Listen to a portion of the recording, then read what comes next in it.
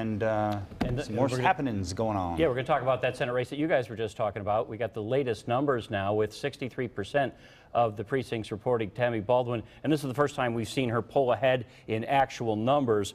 Race was called a couple hours ago by Fox News, one of the first to call it for Tammy Baldwin, but now you see the numbers and the shift going both in the percentage and the votes for Tammy Baldwin. We'll talk to Mordecai a little later in the night, but this may be the race that we are talking about tomorrow ahead of all others because it was such a jaw-dropper. It continues to be.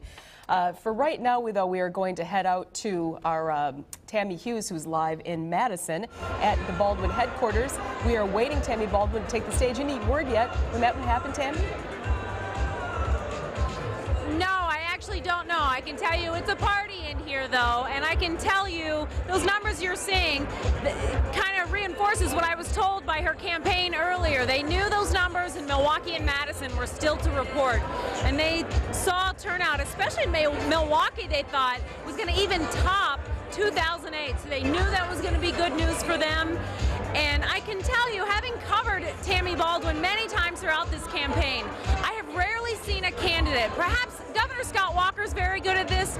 She was very good at staying on message. She talked about the middle class, middle class, middle class. Every time she did an interview, she almost brought it home, and no matter what the question was that she was asked, she stayed on message very well throughout this campaign, saying she's the one that's going to fight for Wisconsin's middle class.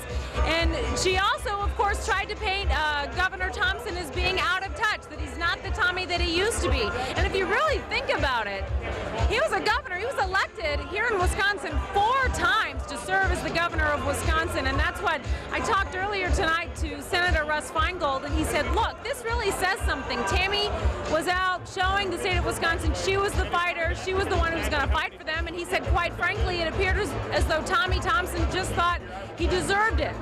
And so that certainly was the attitude a lot of folks in here.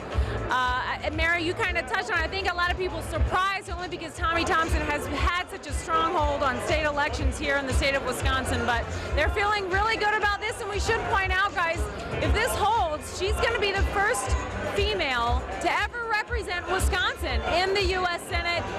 It's hard to imagine. Here it is 2012, but Wisconsin is progressive, as a lot of people say that we are. We've actually never sent a woman to the Senate, and she's also going to be the first openly gay member of the Senate ever.